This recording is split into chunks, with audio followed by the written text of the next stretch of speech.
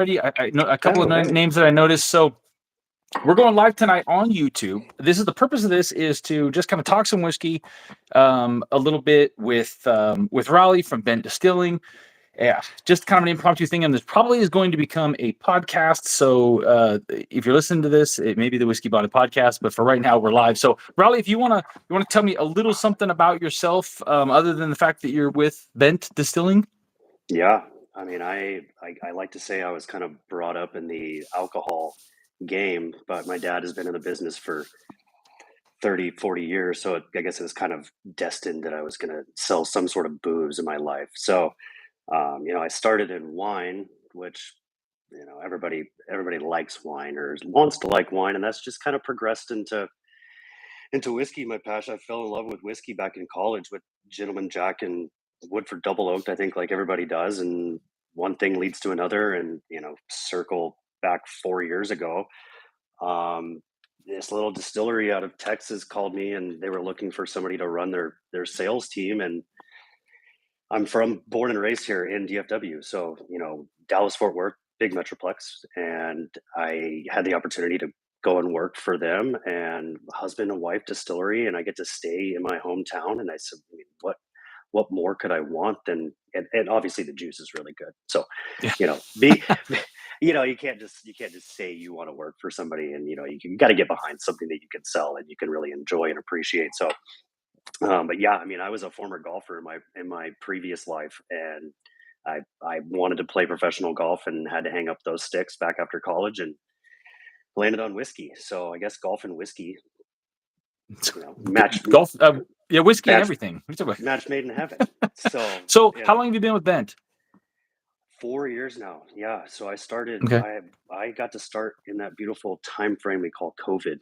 My first day was March 11th, 2020. So I think Oh, jeez. we decided the Wow. world ended on March 16th, 17th, 18th, something like that. I say Huh. on my seventh day on the job, I was bottling sanitizer from a Gatorade jug. So, and when I say a Gatorade jug, it was an actual Gatorade, like sit on the sidelines at a football game, Gatorade jug, a little 50 mLs. That's what we were doing. And I was like, well, what the hell did I get myself into? You Um, thought you were getting into the whiskey business, not the hand sanitizer business. That right. was And, a wild for, period of time, man. A for the wild period of longest time. time, I was known as the sanitizer guy, and I'm glad that I say all the time, I'm really glad that I'm not known as the sanitizer guy anymore. I'm known as the whiskey guy or the whiskey cake guy that we have whiskey cakes and giveaways. So, we've progressed past COVID, and I think it's really nice that we can put that behind us. But it is a fun little thing to talk about that, we gave away 100,000+ bottles of sanitizer, and we're Yeah. nationally publicized in Martha Stewart and Forbes and stuff for things that we didn't want to be about in Forbes and Martha Stewart. But no publicity is bad publicity, right? So, No, agreed. uh, So you're head of sales is your title yeah, specifically. Okay. With Ben. yes, So listen, I may have questions for you. You don't know, you don't have answers to, but I'm very curious to ask you specifically. I actually spoke recently to the head of a whiskey society that was doing barrel picks. I had spent a lot of time talking to distillers. So I was super interested in talking to you about kind of your perspective on the business from that end to kind of find out some things about why you guys do what you do. And I think people are going to be interested in what your take on things like the whiskey market is. There's a lot of speculation as to where the whiskey market is going. yeah. Is the boom over? What direction is it going? Is it, how big is American single malts gonna be? So that's kind of what I wanted to start with, is just to ask you kind of what's your take on the boom, the bourbon boom being over, and where it's going to go. Where are we going from here? Yeah, I think I mean, from a sales perspective, we all look at 2020 and everybody was drinking at home, and we go back to COVID and everybody was drinking copious amounts of booze. And so that's where, we saw this huge uplift. And I think everybody thinks that all whiskey or all whiskey brands or even any tequila brand was on fire back then. And as well as I do, people weren't going to Total Wine on their website or Specs on their website or any of their local shops, and they were craft shopping for the most part. That's why all these sites have been created, to give us a little bit the craft distilleries more of an opportunity to be shopped. And I think that's where the boom kind of started. And I think everybody, even myself, I was buying a lot of booze. I mean, just buying a lot of things to try. I was just getting into whiskey sales, so I wanted to try everything. But I think we're seeing an age of where there's so many brands and there's only so much shelf space, and so that's a big thing for us, and is that I think there's ultimately has to be a plateau at some point, or one person's going to lose a facing here, or one person's going to lose a facing there, because there's just not enough shelf space. Unless you're a total wine where you can carry 1,000 or 2,000 SKUs, but for the most part, we're Jack Daniels and Wild Turkey and Woodford all need their shelf space, and the craft people can't get that necessarily the same amount as somebody else might get. So, I think we're getting to a plateau, really, because I mean, I think everybody, as you've probably seen, pricing is gone up. Grain's not getting cheaper. Inflation is impacted everybody. So, I think those bottles that were 30, 40, $50 that are now 60, 70, and $80 a bottle, it's kind of impacted that to where we see a plateau. But I think craft is going to continue to kind of, I mean, we're creatures that we want to try new things. At least being here in Dallas, we have a lot of people that we have a lot of bourbon clubs. We have a lot of clubs in Texas that are really grabbing on to these smaller distilleries. They want to talk about them. They want to, and maybe Jack Daniels isn't cool anymore. I was just having the conversation with my dad at dinner. He's like, Jack Daniels, are they still cool? I'm like, well, they came out with triple mash. They've come out with the bonded rye. They have all their bonded stuff now. But brands like Jack Daniels are seeing that slow period because everybody wants to try the cool new whiskey. It's funny. Um, It's funny that you say that because I actually just listened to a conversation with a couple of whiskey content creators, and their speculation was that as we see the boom start to cool a little bit, that they think people are going to gravitate back towards the big name distilleries because of what's familiar, and that it's going to be difficult on the craft distillers. And I don't know that I necessarily agree with that because I think the craft distill, like you're saying, the craft distillery thing is out on the forefront and really just kind of getting started. And you guys are not afraid. Like I was just, not to get off subject, but I was just sipping on your malted, and the fact that that's 60% malt and 40% wheat I mean, that's super unique and cool yeah, outside of the box thinking, and it makes for a really, really nice, where you guys add oats into the mash bills. And I'm noticing, especially out of Texas, a lot of the no fear to add or to finish or to mix or to change, or this idea of where you guys, and correct me if I'm wrong, but you guys are pulling all of your grain in from locally sourced. yeah, So you guys are really yeah. a tight geographic area. For sure. I mean, years ago, I mean, I think rye was the only real issue we had was getting some good rye. So we're pulling it from Oklahoma or from New Mexico. But I mean, now we can get everything within 20 miles of the distillery. And so, for us, and I think everybody, obviously, we're going to get compared to Kentucky. We're going to get compared to all the big guys. But in all reality, people need to I mean, we need to understand we've only been doing it for 15 or 16 years. I mean, Garrison and Balcones started in 2008 and 2009. I mean, they're just now we couldn't even have whiskey that would have an age statement on it at this point. Not that we would want to, Yeah. but I mean, we're still kind of playing with what really works in this environment. And there's a lot of true Texas distilleries that are going through the elements and maybe not just buying MGP. There's a good mix of both of them. Um, but as us as distillers, we didn't know 20 years ago what these grains were how they were gonna interact in a barrel.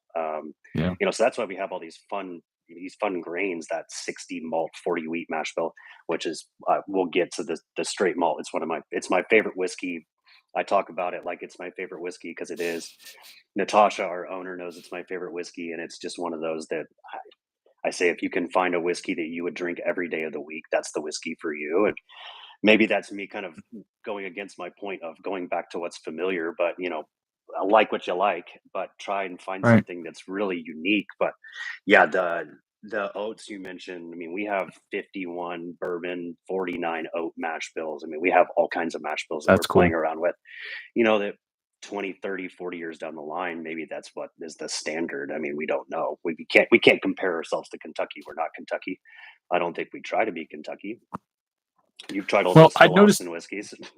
Yeah, no, listen, it's funny because I started out in get off your guys' distillery, but I started out with balcones and really was kind of that put a pause on my Texas whiskey exploration. I tried a few other Mhm. things, and just wasn't super impressed with it. I moved on to other things. It took me a long time to come back.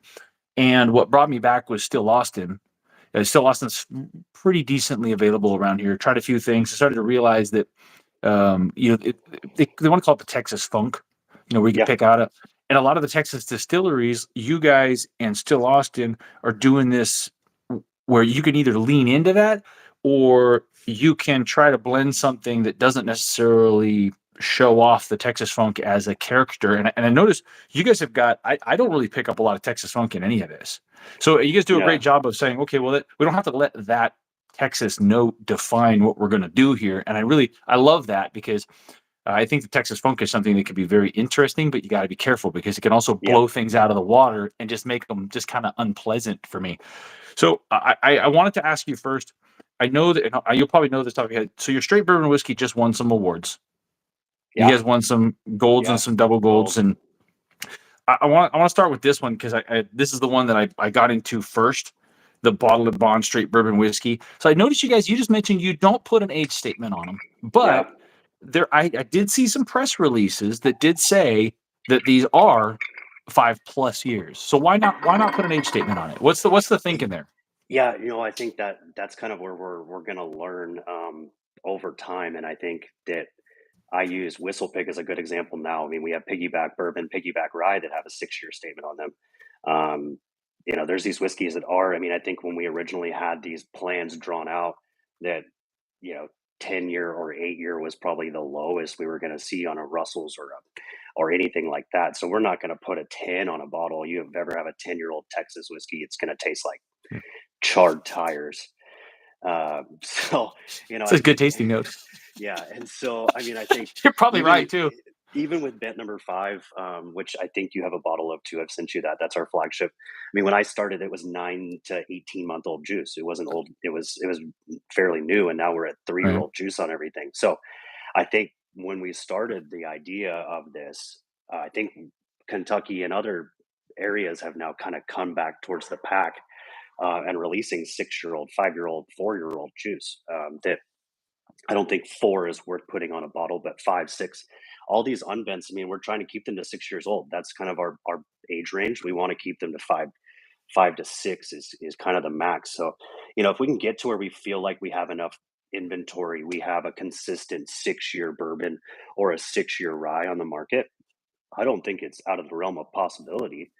But I think 10 years ago, we didn't think we'd ever be releasing 6-year-old Texas whiskey. I mean, probably didn't taste that good.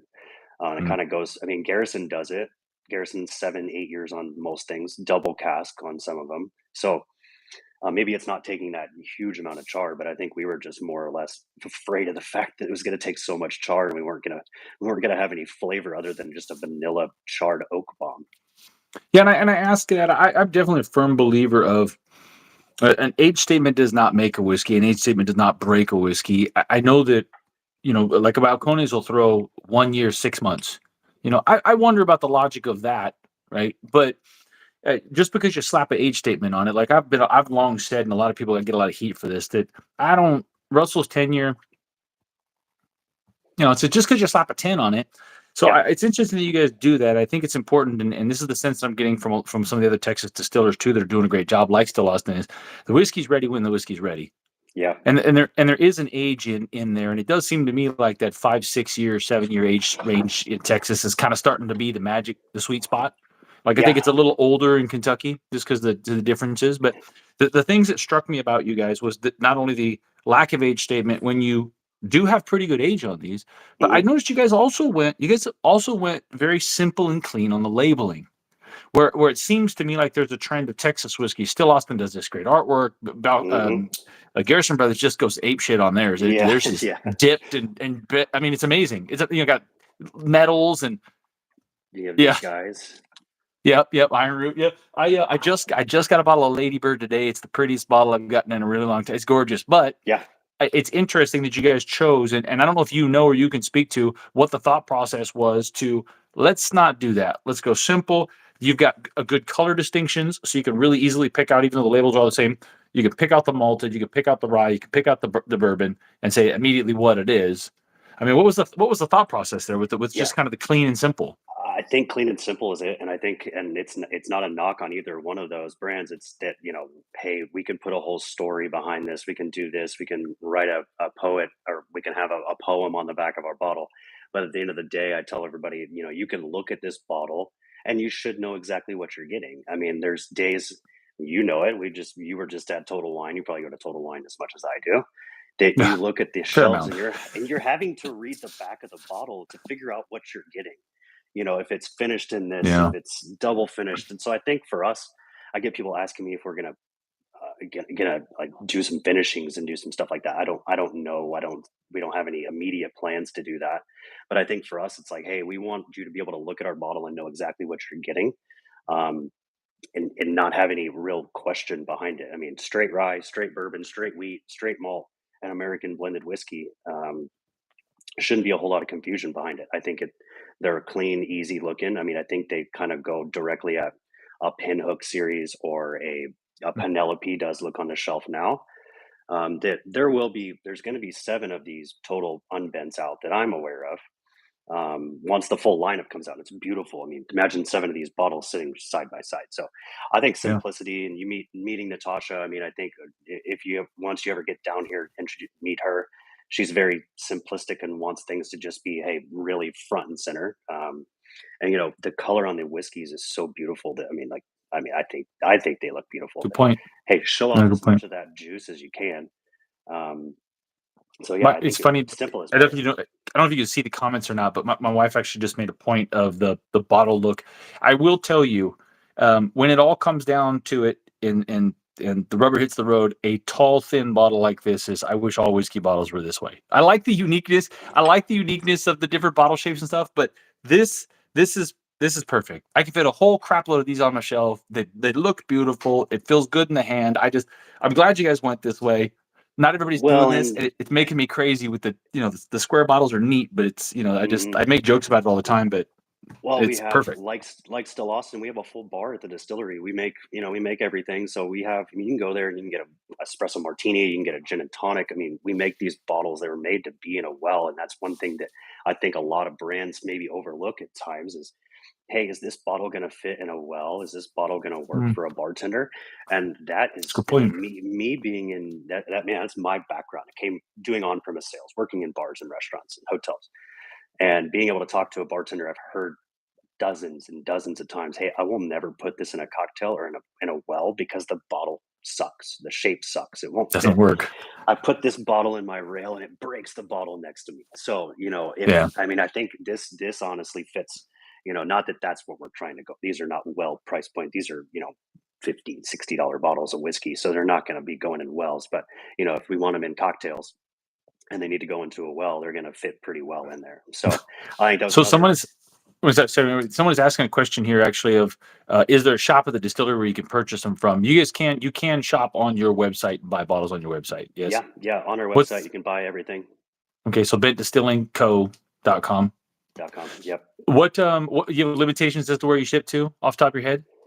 Boy, I think it's something like 41 or 42 states. I think there's only a handful, and those people probably have tried to order. And if you haven't been able to get it from another website, you're probably not going to get it from us. So, I mean, the restrictions are the same almost for everybody. So, I think we've shipped to 33 or 34 states via our website. So that was another thing that we all had to figure out during COVID. I don't think anybody had bottle shops in their sites, and we had to figure it out. And so, being able to Yeah. navigate that. But yeah, most everything can be shipped to 41. We've shipped to Hawaii. We've shipped, all across the country. So anybody, I mean, that's what's great about you guys is, I mean, and being able to talk and have these conversations now, we can get people bottles, within a week or two, and not have to Yeah, it's worry about, important. It's and I find that challenging because sometimes I just did a call day before yesterday. It tasted a really really amazing whiskey that nobody can get their hands on because they're gone. yep, So it's like that's always the challenge too. Is I hate to fight. That's part of the reason why I started doing this. Is I watched a video and somebody said this is the best whiskey I ever had, and it was one I was never going to get. And I'm like, okay, we got to stop. I got to stop with this. This is garbage. yeah, Someone's asking a question. I want to make sure we hit these questions. We will open up that you guys, so you guys can ask yeah, questions here at the end. But they said, do they soap? They're asking if yours is self distilled or if it is aged in MGP. We kind of talked about that, but yeah. do you want to answer that question? Yeah, all our own distillate. I mean, these are all bottled and bond whiskeys. These are all complete grain to glass. I mean, we actually call ourselves grain to glass, farm to table. I know that I love what Frey Ranch is doing, ground to glass. We do grain to glass, farm to table, where we actually take our spent grain and we partnered with a local farm that they come and pick up a truck of spent grain a week, and they give it to their cows, and then every Christmas they gift us one or two full butchered cows for our team. So we get That's we get nice. whiskey fed beef for Christmas every year. So we say farm to glass or farm grain to glass, farm to table. I get to have Betsy the cow, whiskey fed cow every year for Christmas. Yeah. So Does yeah, it add a whiskey note to the beef? I'm curious. I haven't been Probably able not. to, and I don't think so. So It would tell be me what very you fun think. though. You've got the bourbon in your glass. Why don't you tell me what you think? Yeah, Because I know you're on the sales end of it, but I'm sure you're tasting and smelling a lot of different whiskeys. So what is it yeah, you get on? I mean, I made some notes here because I always make notes when I have a little more time. I like to sit with something a little bit. yeah. I always go back to like, I mean, I think Texas gets these stone fruits, these like apricot, almost like that's kind of what I get. I mean, and I think we obviously are leaning into sweet. I mean, I tell people all the time, this is a 70 corn, 18 rye, 12% malted barley mash bill, about as close to a Woodford Old Forester you can get. But in Texas, I mean, our corn is going to be really sweet. I mean, if you had Garrison, if you had any of these others, they're predominantly pretty sweet. So, we wanted to stay on that guidelines. I mean, I think, um, but yeah, I just get a ton of like of those like weird apricots, almost like mango. Weird flavors out of it. It's got I like it because I do get a little tiny bit of the note of the corn on the nose, but it's not forward. It's just very subtle. It's very, and you guys use yellow dent corn, right? It's a Yeah. Texas specific, pretty Yep. common in Texas whiskey. Yes, dent corn. Correct. Yeah. That's the sweet corn. Yeah. I mean, I would say, and this kind of goes back to the Texas thing. I mean, for the most part, I mean, if we're getting Texas grains, they're all predominantly coming from similar locations, or similar farms. I mean, so a lot of these distilleries are using almost the same same grains. It's just a matter of what kind of stills they're using or what cooperage they're using, what mash bills they're using. If they're blending it with MGP or somebody else. I mean, I heard the other day we were blending with Minnesota whiskey, which I think is odd. It's like Yeah, Minnesota. Why do we skip over every other state and go to Minnesota? But I have a trying to get out of the Minnesota. box, There's probably. a Minnesota bottle up here somewhere, actually. I've got bottles from all over the place. I do love the fact that it's funny. There's still a lot of misinformation. A lot of people. Just this week, I got somebody saying that Kentucky only bourbon only comes from Kentucky.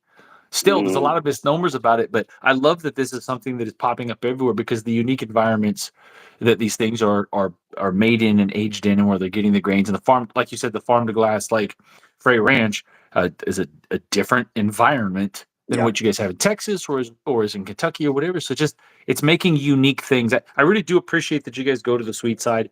Anybody who watches me knows that I like to lean to the sweet side.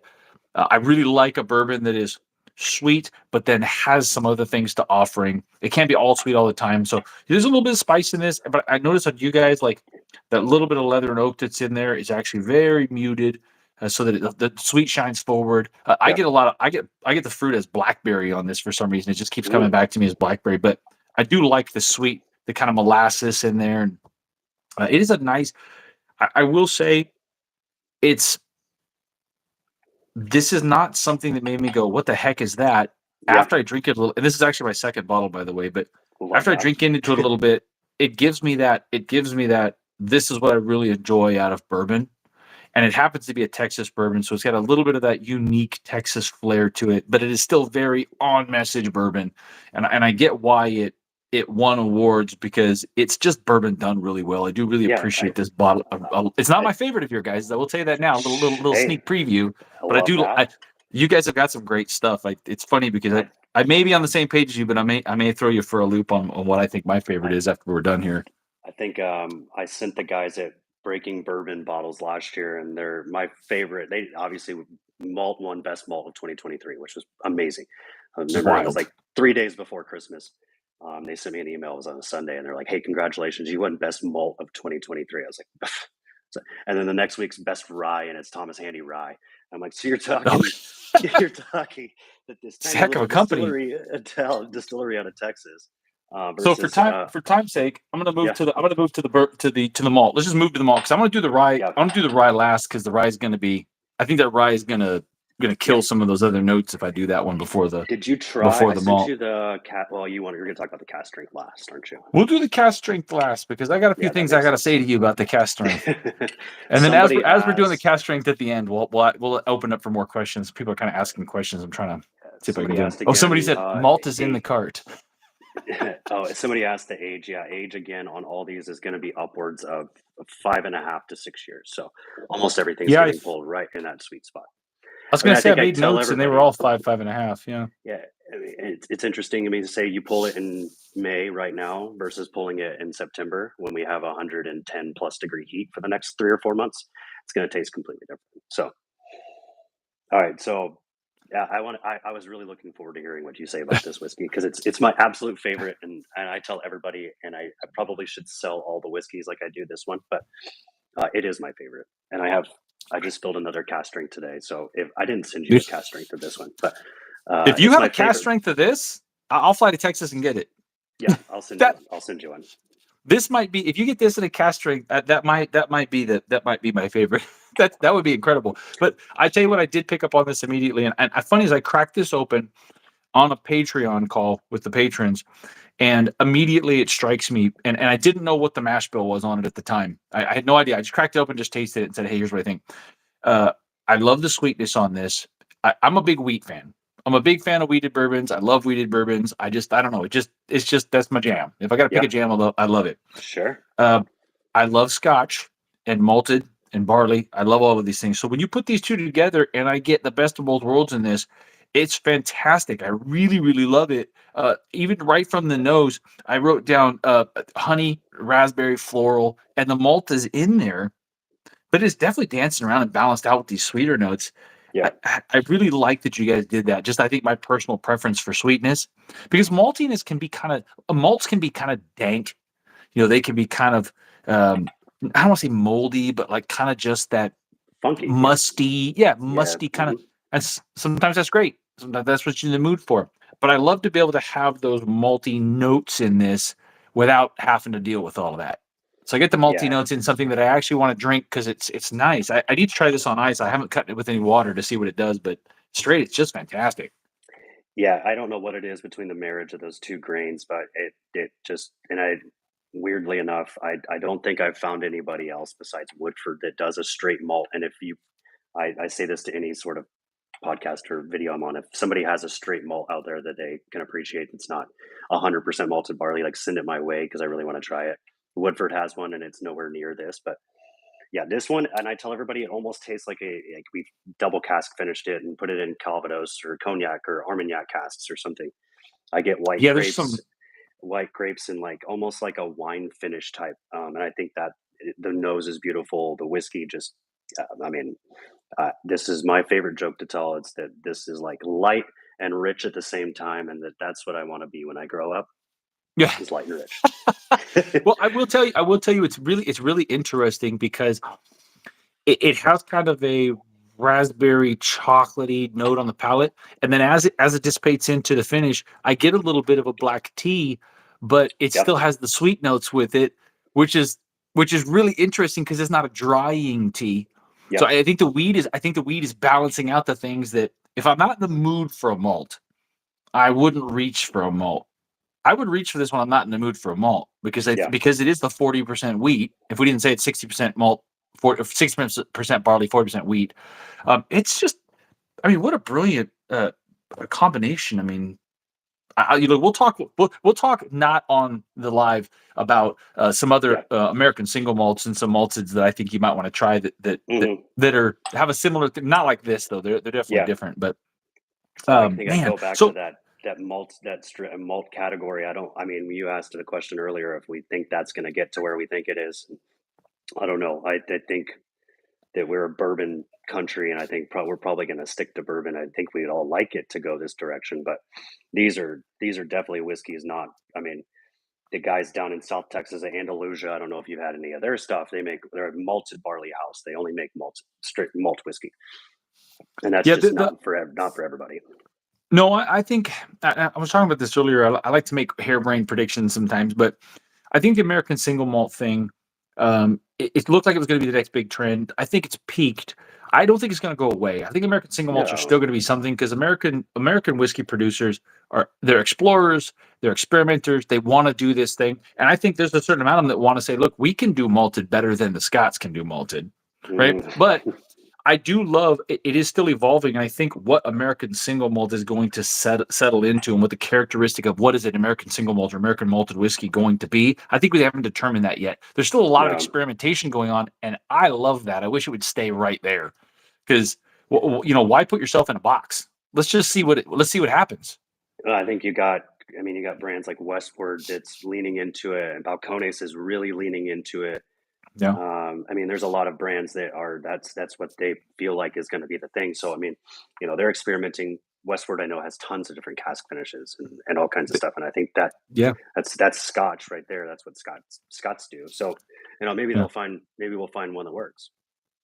You know, Listen, there's room for that, and I've tried a Westward that was an absolute crusher, and I just think that's part of just finding your identity. That's going to yep, be their identity. They're going to do a single malts, and I think there's room for that. It's great. I don't necessarily want to see everybody do it. I don't necessarily need to see a Buffalo Trace single malt. I hope no, they don't do that. They're going to. I'm sure they will. They're not going to miss out on that. They don't miss out on anything. But did you see the question? Somebody asked if you use a sour mash or a sweet mash and what yeast you use. That's kind of a whiskey nerd question, but do you know the answer to that?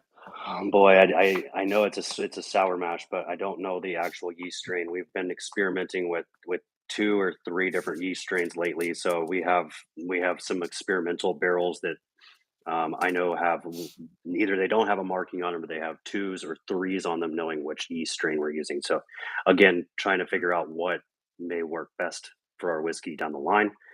To see, I think that again goes back to all those mash bills. Try them out, see if they work in 3, 4, 5 years.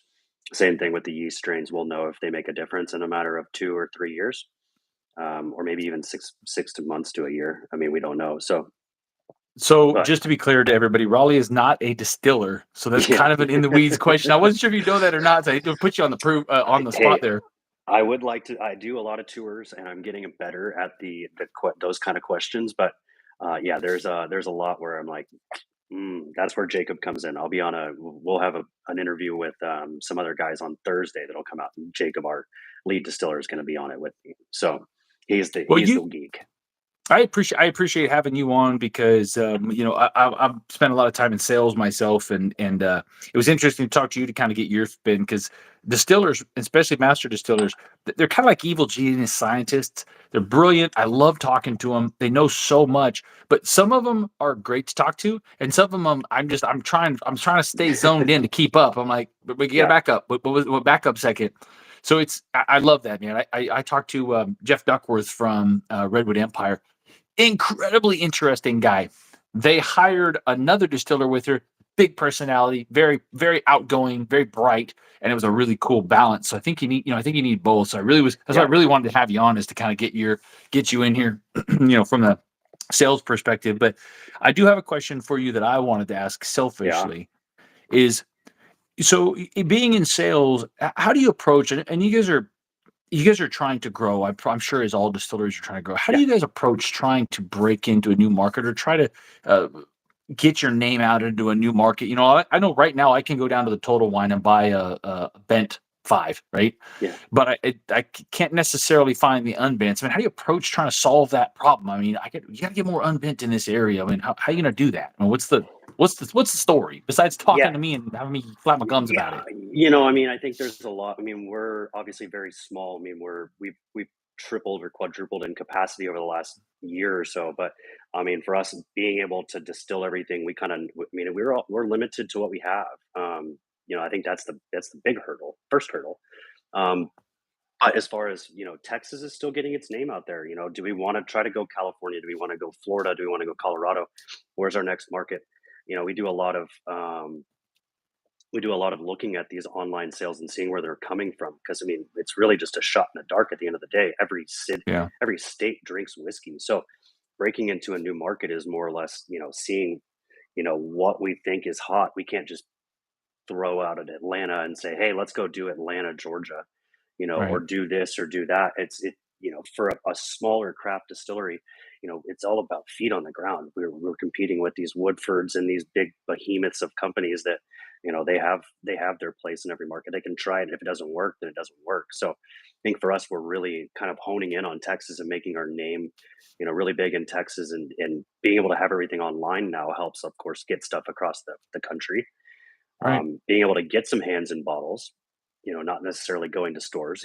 We have to put some marketing dollars and some efforts behind that, to where, you don't want to spend $20 on shipping. Maybe we'll help you out with that. Maybe we'll have some codes for free shipping here coming out in the next week or two. It matters, Um, man. So hey, Heather uh, Brown just checked in. Who's so what is Heather Brown with Bendt? What role does Heather so play? she is my other salesperson. Yeah. So Okay, she handles the west part of the Metroplex. So she is my right hand perfect. woman on the street. She said she was going to get on and watch me. So, Yeah, she's answering uh, questions in the comments, which is fantastic because it definitely helps. I don't know if Heather can answer the question about how tall you are. Someone is asking that. right I around, said, well, I don't know if it's about ra- me or you. I don't know. I'm 6 foot. random, random questions from the comments. You got. I've got to take those with a grain of salt. Do you So distribute to Ohio? Yeah, yeah, I want to grab the rye. yeah, yeah, yeah. That I'm one's just kind super of fun. flipping around here. The So rye is my favorite bottle by appearance. That's just I love the color in that. yeah. Oh man, that malt is just So is the malt fantastic your though. favorite? Malt's your favorite? Well, let's hit the rye real Oh, quick okay, okay, okay, okay. because when I first tried these, I tried the bourbon and the rye, and I immediately the rye was I liked the rye between the two of them immediately. That was which is a testament to you guys because everybody knows that I'm very critical of rye. I don't always love rye. It's easy to make me happy with a bourbon.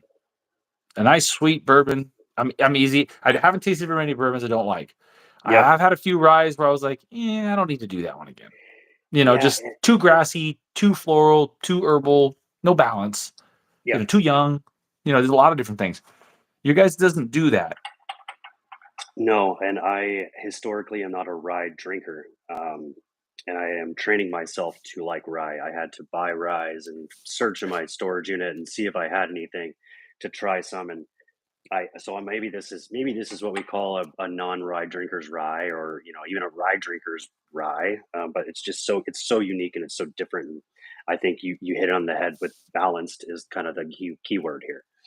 It doesn't Yes, punch you in the face. correct. And it's funny because when you drink a rye, obviously you want to get rye notes. Otherwise, what's the point of drinking a rye? But Sure. rye notes that are too many rye notes or too forward with no balance or anything just starts to like it's like you're drinking a grass.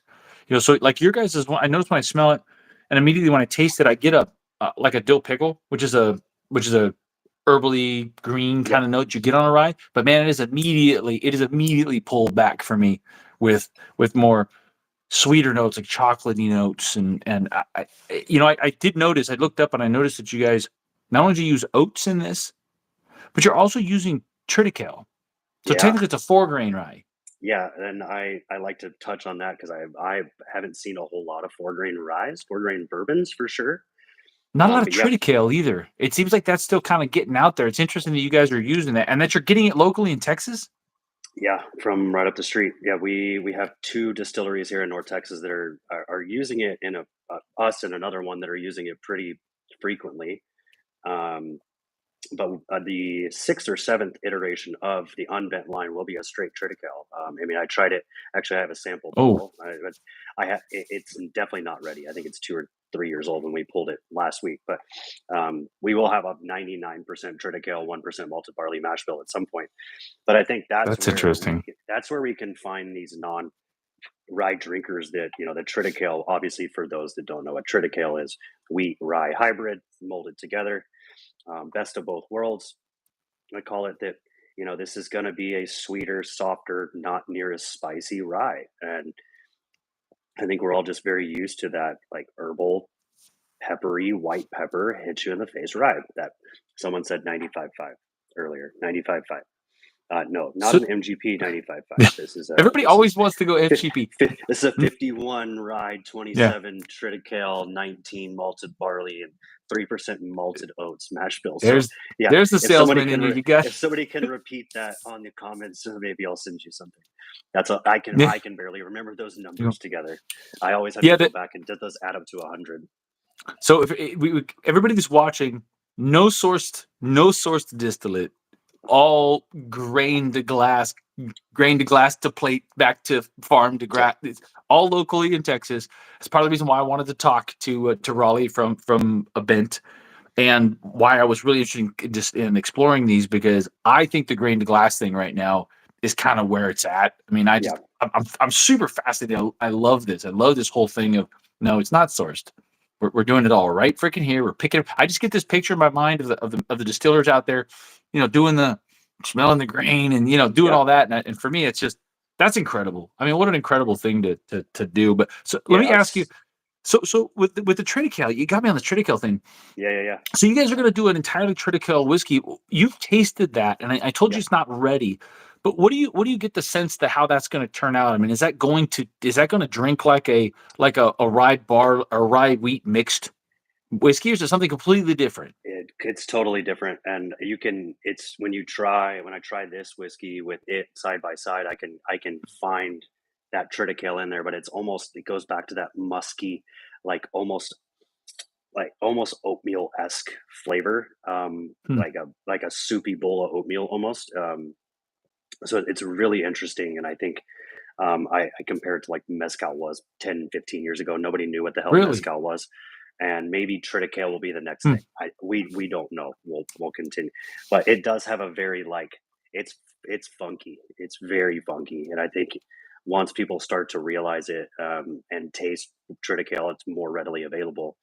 That maybe that hits the sweet spot for some of those geekier people that are trying Yeah. to find the cool thing that nobody knows what they're talking about, or they want to know what it is to talk about Triticale and Yeah. be the person to talk about Triticale. I am incredibly fascinated with Triticale, just because as I look into Triticale and people are like, well, is this a new thing? It's really not a new thing. Triticale is actually a very old thing that they've started to use to distill whiskey with, and I think that the dry fly up in Washington was the first one to do it. Yep. It's a very prevalent crop in Washington. Triticale was made because of the hardiness of yield of wheat and the resilience of the rye. Made a lot of sense for crop. And then some wacko said, "Hey, let's make whiskey out of it."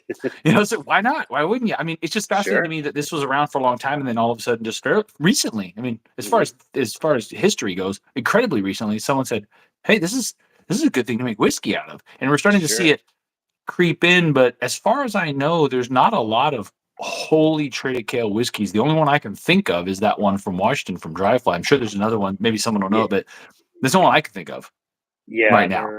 there was one, I don't know. My dad had the sample kit, and they had a cast strength Triticale and an 83 proof Triticale, but not obviously again not mass distributed. Their Samuel Maverick is a distillery here in Texas in San Antonio. They accidentally ran a run of Triticale because were they sent them the wrong grain on accident. It was supposed to be rye, and the distiller was off. They ran it, put it Get in out of mash, here. and ran it, and yeah. So they had a one run, like 2 or 3 barrels of Triticale, straight Triticale, that was supposed to be a straight rye that they ran. Huh. So, but Happy accident, I a suppose. complete accident. So it wasn't meant to be, but apparently it was meant to be. So, So buddy, I think I'm going to, now that I've done all three back to back to back. I don't know. I think I and might have to go with you. I think I might have to go back and say the malt's my favorite of those three. The I've malt is started to just teeter. I've started to teeter to this rye, and I've had a lot of cocktails with this rye. I'm a cocktail guy. I mean, I'm the sales guy, so I mean, sitting at bars, um, I actually had some malt cocktails. My favorite cocktail at the bar is a black cherry malt old fashioned, and really. it's freaking delicious. Yeah, I mean, that's my go-to. That or our margarita, which is weird to say from a whiskey distillery, but our margarita is really really good. It's not. Um, It's not weird at all, man. It's not weird at all. but I'm a more of a rye cocktail. I yeah, really like the traditional. Old fashions are traditionally made with rye. I like the spiciness of the rye. Something a little proof to it. When you add the different ingredients to the cocktail, a good bartender can take syrups or whatever and balance out that rye in a way that's just incredible to me personally. My wife drinks a lot of old fashions. It's really close between these two, but that malt is so interesting. I can't think of another malt that I've had that is like this. I could probably think of another rye that has some similar characteristics. That Triticale throws it out of the box a little bit, but I as far as the almost tried. notes, I almost tried to find some with Still Austin straight rye, but I couldn't get it. I couldn't get there. I was trying to hope that we would have something from Still Austin, but theirs is 100% rye, so there should be no way those whiskeys should taste similar. There's no you know what? way. I've got the bottle and bond offering from Still Austin. I just got their straight rye whiskey from Still Austin. I think that's a different mash, but I might have to go Yeah, try that. But I haven't even opened that one yet. There you go. How about 100% that rye. one? 100% rye. Yeah, 100% rye. I love that mash, man. The 60-40. I'm going to keep it kind of quiet, other than the 42 people that are in here. Don't tell anybody. 60 barley, 40 wheat's actually a great mash for malted. And I noticed you guys didn't call it uh, a single malt. You called it a straight malt whiskey. Yeah, legally, I think that so a single malt would have to be 100% malted barley. I think that's what we have to. Okay, So straight malt follows those same I think you're guidelines. correct. Straight bourbon, straight rye has to be 51% of that dominant grain. So um, I, I don't know of another straight malt out there besides Woodford. Please put them in the comments so I can find them or try to find them. But we have a whole malt section of my local spec store here, and he even doesn't have any. We've tried to find some Stranahan stuff or anything, but we cannot find another straight malt besides Woodford. It's interesting that there's Woodford that does it, a major distillery, that it's not a Right. small craft. I've not actually had the Woodford malt. I'm not a giant fan of Woodford. I don't know how that I don't know how that's come to be, but in general, I don't. The only bottle of regular old Woodford Reserve I have is a Kentucky Derby one my mom gave me. It's not even open. Yeah, I have It's the just I have the 2021 because I was like, this is the Kentucky Derby didn't happen in 2020. This bottle is kind of special, so it might as oh well buy it. nice. Yeah. Yeah, I've had a couple of the Masters collections that I thought were really fantastic, but my least favorite. It's funny if we're on the subject of malt, I'll tell you this, and everybody in the comments that knows me is going to know this. But my least favorite bottle of whiskey I ever had was a Woodford Reserve 5 malt stouted mash. Have you had that? No, no, I It's don't even know what to don't think about that. it don't. I don't, I don't It's not an even awful. sure what to think about that. It's a straight miss. I mean, they were Five swinging malt and went down stouted swinging. mash. 5 malt stouted mash. How do you It's the most what do you have to do to make funky. something stouted? I don't. And why? Puff What is your chest 5 out? malts? I mean, I feel like they just took all of their malty stuff and just threw it all in together and put it in a stout barrel or poured some beer in it or something. I don't know, but it's terrible. I've had some I'm quad sorry. malts. I've had a quad malt. 5 Quad malt. malt. It's Chattanooga has a five. quad malt that's really good. Oh, But really? I've never. Yeah, they have a quad. They have a quad malt, and it's like a chocolate malted rye that's in there, and it's delicious. But Really? that seems like they're reaching. That sounds like Woodford. They got me. That's what happened. That's what happened, Raleigh. They got me. Yeah, It wasn't cheap. It was in a Master's Keep bottles, a Master's Collection bottle. So you can imagine what it cost. It was not. It was yeah, not cheap. yeah. Okay, so So listen. yeah, Let's do this. yeah, yeah. I was hesitant to do this, but we got to talk about this. We got to Mhm. talk about this 142 proof. I got more reaction from the patrons on this bottle, and I know we're gonna get comments. I'm sorry, people in the comments. The only way you can get this is Distillery, right? Yeah.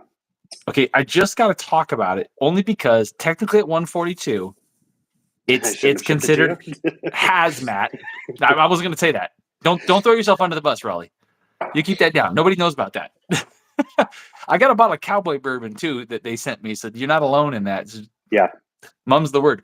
But the one thing I will tell you on this, I've had a few hazmat bourbons because I'm fascinated with high proof bourbons and how they manage to be drinkable. I have. I'm not going to do it right now. But do you know what this? Do you know what this is? Do you know what that is? It's a proofometer. No, It's a proof tester registers. It's a measures because proof. I'm super skeptical. This is 142 because it does not drink like it at all. Let's do it. I, We proof them. I, We proof them every Friday. So I cannot believe how easy this drinks for 142 proof. It's I mind blowing, man. I tell people all the time, and I took a bottle of the rye down to the Texas Whiskey Fest, which at some point you should come down to the Texas Whiskey Fest next year. But I took a bottle of the rye down, and I say the same thing because I don't drink. Like 120 is probably where I lie. Sweet spot, max capacity. Like I can really enjoy it there. But like even my malt that I just bottled today is 144.3 proof. And 140, 144 malt? yeah, Not really. I'm gonna get tickets as soon as we get out of here and get. Oh, that's wow. Okay, so I mean, that is an incredibly unique bottle right there. 6 years. This one was distilled on 420, so I think that's fun as well. But I have three different bottles of this from that same barrel 971, and I tell everybody it's my favorite whiskey. My favorite barrel I've tried out of the distillery. It's just it amazes me every single time I try it. So I have it at 144, and I have another one at 142, Dear and I have a Lord, 138, which is 69% alcohol. that's 420 lightweight. and yeah, 420 and 69%. yes, 420 and I like your 69%. Yeah. sense of humor, Raleigh. You're not going to get along fine. Yeah, so funny enough, so this one, the ATX Whiskey Society guys, which is one of the guys is a distiller at Still Austin, and his buddy who are whiskey nerds, and they have a podcast, Instagram page, and I was on a live with them just watching, and they had cracked this 141, 142 proof, and he said this will be in my top 5 whiskeys of the year, and I believe it it. was in like January. No, I believe it after tasting the malted. And the most impressive whiskey that I won't name it, but the most impressive whiskey that I've tasted recently was a American single malt at 134, 136. And personally, I malted whiskeys or scotches at higher casks are just incredible, and you're just not going to get a 140 proof scotch. No, you should So never. that is something that I think we can do here in the United States, and I'm glad to see you guys doing it. To say, hey, let's take malted mashes and crank those suckers up, because some of the flavors that come out at those high proofs are just incredible. I mean, I can't believe you guys have got 100. Is there another 100? Is there another Hazmat malted mash, either single malt or straight malt, that you could think of? Because I don't know that one exists. I mean, I would imagine that Balcones has some. I mean, not probably on the market, but I'm sure that they have a still that can get their malt that high. I mean, because our barrel entry is 125. So, I mean, we think that I guess over the course of 6 years, this thing has shot up 20% alcohol, 20 proof, 10% alcohol. Same thing with the bourbon. It's incredible. Did you actually proof that? Did you try it? Did you actually? No, I haven't yet. I just wanted to kind of give you a little shit with the meter there.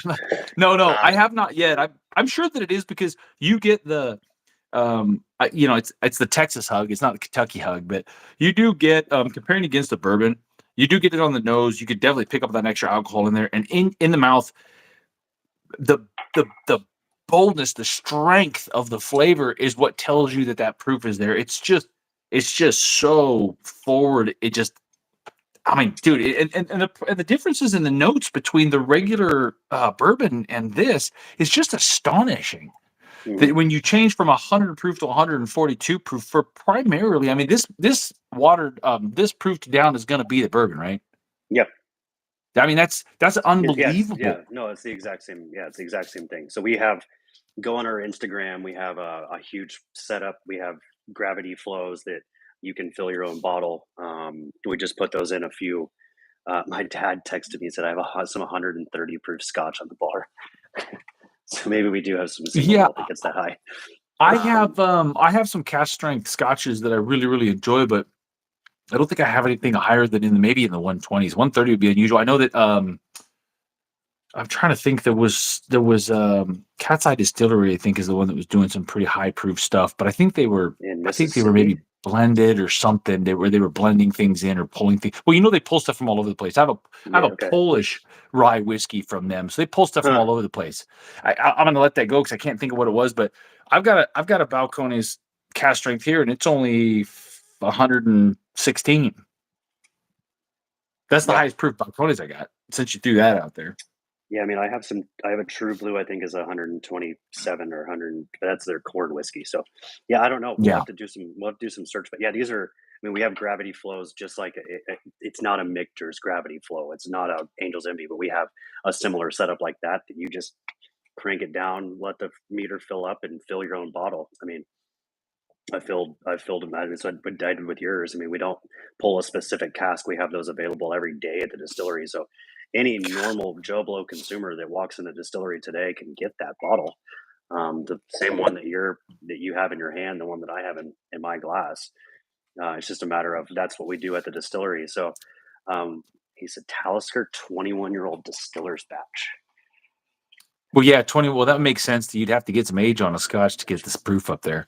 It's just so unusual for the Scots to let something age that long and then not proof it. That's probably a really special bottle if he's got a 21-year-old Talisker at that cask strength. Yeah, he's had them for a long time.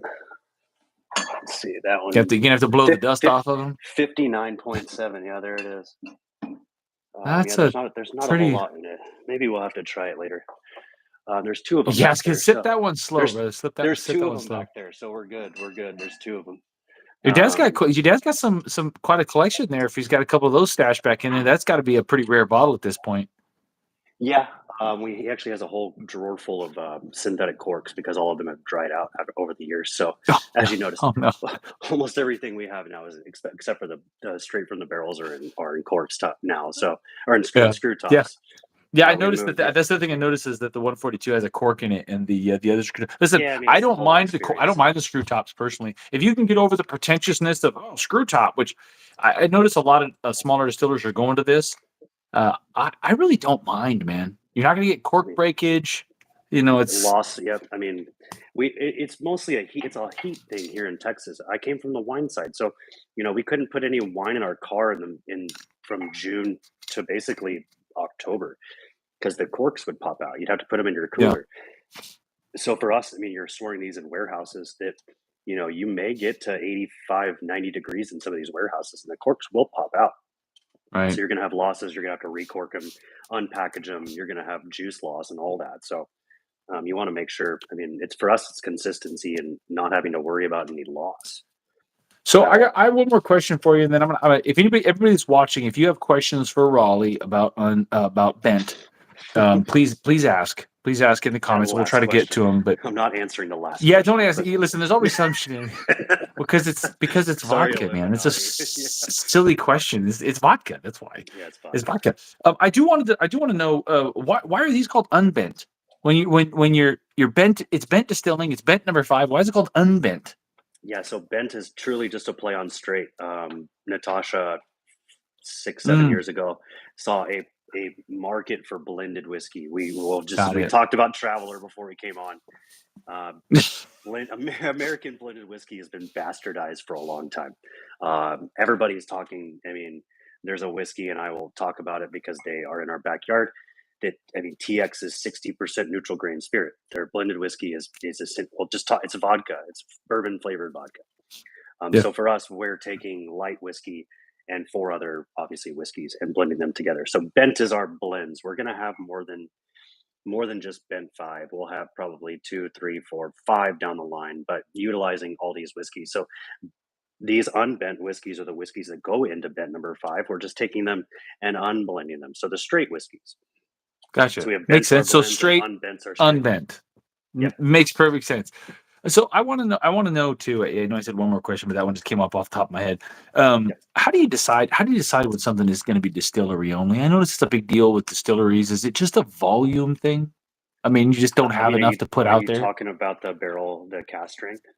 Yeah, yes for you guys, but just in general, I know that we were just talking about the Still Austin that they do the distillery only releases, and I have friends in Austin. I don't have friends in Dallas that can run over and get stuff for me over there. But I'm just it's a little bit of a salty question, Raleigh. Why can't I get some of these damn things? How do you decide this is going to have to be distillery only? Is it just it probably goes back. I mean, Still Austin is a great example. That Ruby Port cask that it just came out with, which is love. I don't know. Did you get a bottle of that? I did. Yeah, I did. Yeah. So, I mean, it was probably again an experiment. Like we talk about that we have a lot of these experimental casks. They just turned out really good. We may only have two, three, 400 bottles of them. That may be all we have to sell. Maybe that in 10 years will be part of the everyday line. So I think a lot of these maybe have started as experiments, worked really well, Mm. put it out in a distillery release, and then 6, 7, 8 years down the line, it'll be part of an everyday lineup. But most of it, I would say, comes down to just an experimental, um, limited availability. I don't think allocated. You wear the allocated shirt all the time, so Yeah. it's like I don't think we want to allocate anything, especially here, like in Texas. I mean, we're not saying we're allocated uh, unless you truly just don't have the juice. Um, but I don't think that's a word that we think is driving anybody towards us. So we're not trying to drive scarcity to these whiskeys. We maybe just don't have that much. We also lose a shit ton of whiskey in Texas. Yeah. The Angels, I say, drink a ton here in Texas. We're talking Thirsty. 15% loss in the first year, and then 5 to 10% every year after that. So we may put 53 gallons in there. We may only get 25 to 30 gallons out once we dump it. So there's not a ton of we lose a lot of whiskey through those years. So there's really not a ton. And that's the other thing that goes back to our age statement. You to put 7 years or 8 years on a bottle, we may lose 75% of that barrel before we bottle it. That's why it's going to be 120, $150 a bottle because the Yeah. sheer Angels loss on it. So I think that's why. I mean, for us, that's what it would be for us. We have distillery. Almost all of our distillery exclusives are going to be gins and vodkas and rums and stuff like that. Almost all of our brown spirits go out to the market. In fact, Well, I I'm don't gonna know go of any back. that I'm don't going go out back to to the the market. malt, man, because I think it's yeah, in this class. listen. I love the rye, but this malt is really good, man. Yeah, I That know. really is a good malt. I'm gonna send you one of the cast strength because I think now that I know that you will appreciate that. I will definitely appreciate that because that's going to be something. So, a couple of questions. Is Yeah. it easier to produce a hazmat in Texas? Tim Mann's asking. I would say that may be more of a warehouse management question. I don't know. I would say with the loss and evaporation that we have, the reason that a lot of distilleries still lost it, unlike us, so we don't slow proof. All of our stuff is basically proofed in a matter of either 3 to 4 months before.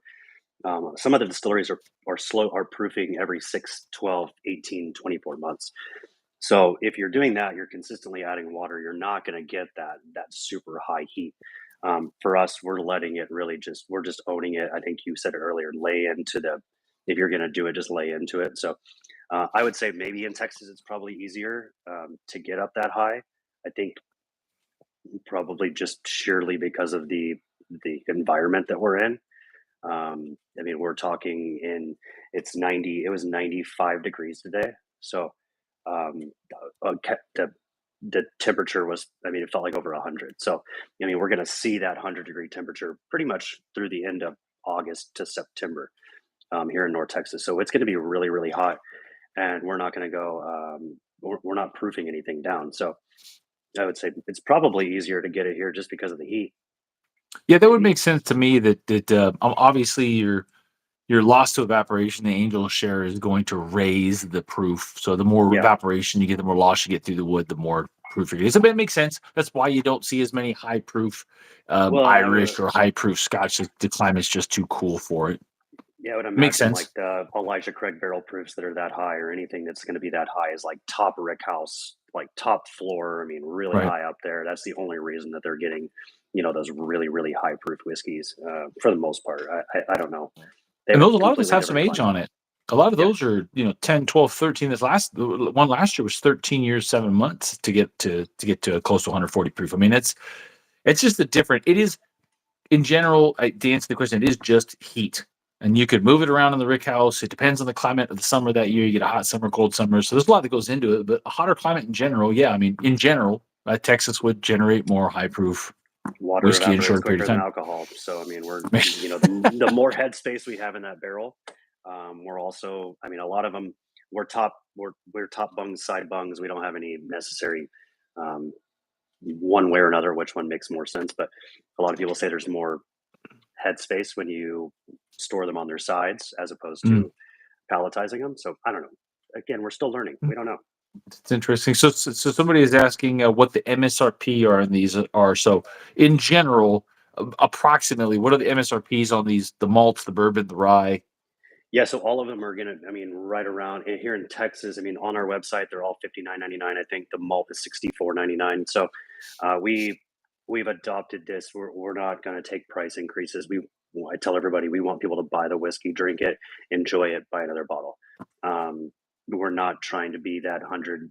I, I've said it all the time. If there's $100 plus bottle of whiskey on the shelf that's coming out of our distillery, come back and find me. But I don't think we'll ever have one on the shelf that's going to be that expensive, unless we really lay into cask strength. But I think for the most part, we're really just going to stick to that $60 price point. Maybe 70 is going to be max, but yeah, $60 is kind of our sweet spot on all these on Bendt.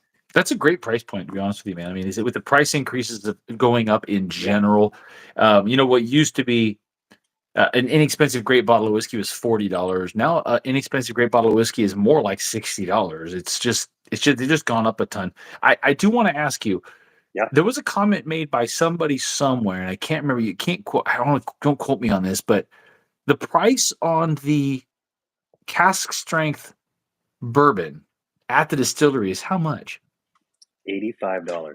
That's ridiculous, man. Yeah, That is what I tell me heard. that the other day. That's nuts. 142. Let's just for the record, 142 proof straight bourbon whiskey out of Texas at a 5.5-year age statement, $85. Well, That's ludicrous. this one was 12/18 2017. So we're talking almost 6.5 years at this point on that one. Yeah, that's specifically. wild. Right on Yeah, the par. malt. Listen, I love the people at Garrison Brothers. They're amazing, but your price point's right there with the Cowboy Bourbon. I mean, they're right about. I mean, it's You two said and a it, half not times me. more You said it, expensive, not man. me. You said it, not me. Yeah. Listen, I love the people at Garrison Brothers, Yes, but me as well. that's me as incredible, well. man. $85. That's Yeah, now 85 you can't for get it. the wheat, Yep. rye, bourbon. Are 85, and then the malt is 90. So I mean, Right. step up I'm $5. gonna have to come in. I'm gonna have to come and see you, man. That's just wild. I'll take a rye, a malt, the wheat. I don't have the wheat. You guys got a cask strength. What's the cask strength on the wheat? High 130s? That one's our lowest, I think. So that's the only one I didn't fill today. I think it one sits around 134, 132. You The guys are out rye of control, today, Raleigh. the You're out of rye control. today was 67.81. The malt was 72.17, and the bourbon was 71 and a half. So you sent me a lightweight bottle. yeah, I'm sorry. Over the course of 2 weeks, it shot up a whole proof. So I can't really affect that.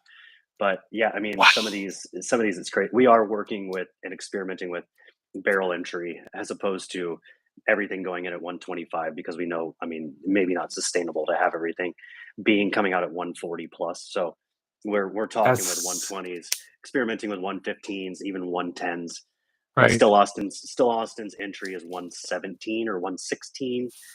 They'll kill me, whichever distiller's on here, but it's either 116 or 117. They're entry proof, and ours is 125. So, yeah, it really.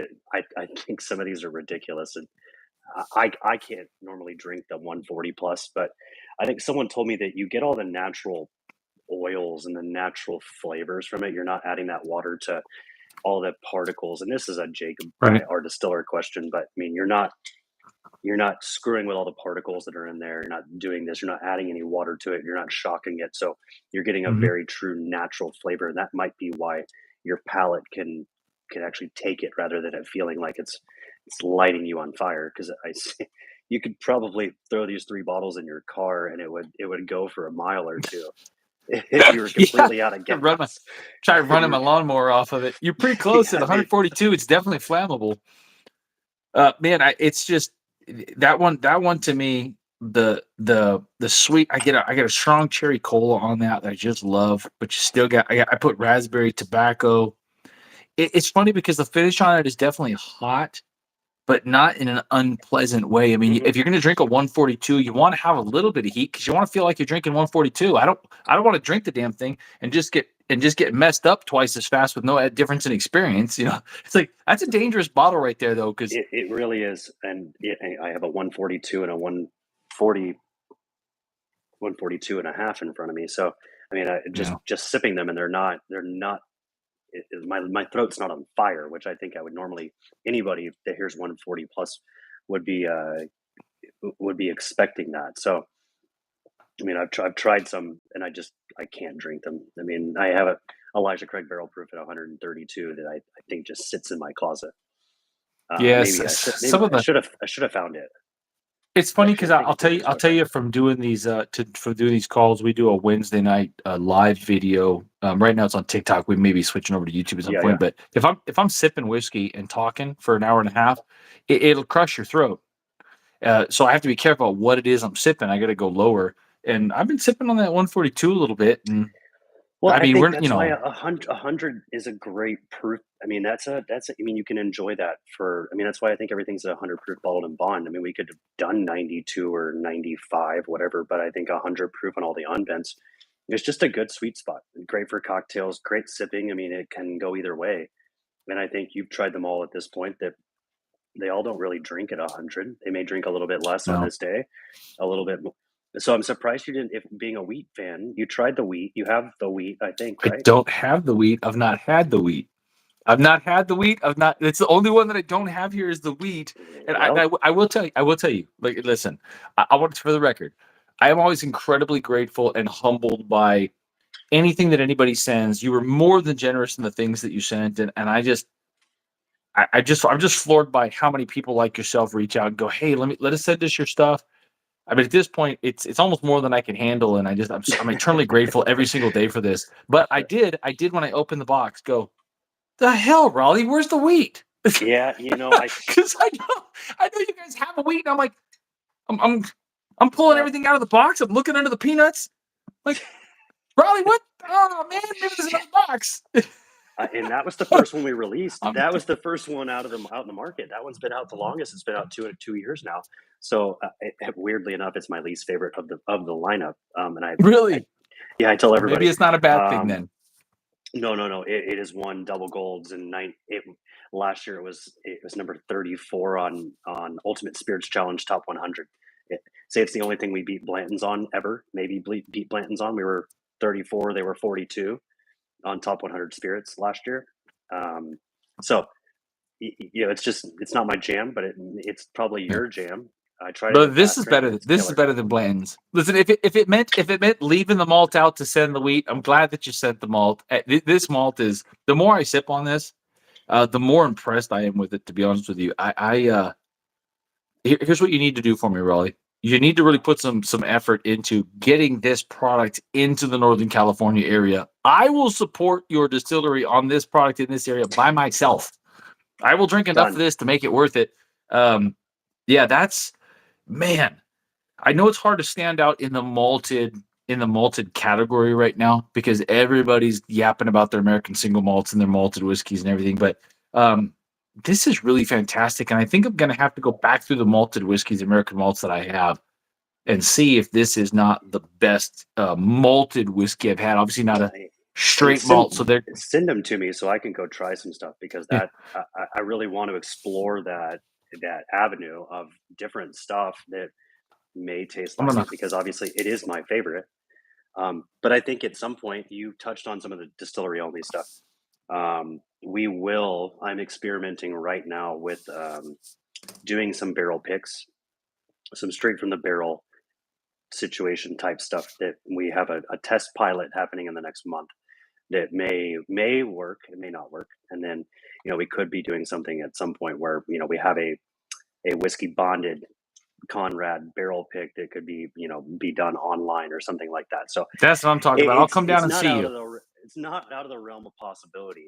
I think there's a lot We of get, collaboration stuff. we got to do one of these mothers at Cast Strength. I'll put my name on that in a heartbeat, man. I'll tell you that Well, right now. Sarah, or you've met Sarah, Whiskey Nomad, and she Hmm. was out probably a month ago, and the video will likely be online. But she did a layback underneath our self fill with that malt at 143 That's proof, whatever it was. that's So strong. Yeah, so she was out, and obviously she's a huge fan of. She's a huge catalyst on any sort of American single malt, just malts in general. So she was a massive fan of that, and we had some really good cocktails with with some unbent malt that evening. Yeah, I'm gonna have to figure that out. I'm gonna have to work on some cocktails with this because usually malted or straight malts or scotches, I don't think cocktail. It's just not what I think. I just drink it straight up. But you keep mentioning it, I'm gonna have to go Well, to it. you got to find something that's going to highlight the whiskey and highlight the notes in it. And I think, I mean, at the end of the day, you go to old fashioned. So black cherry malt old fashioned is what we have at the distillery.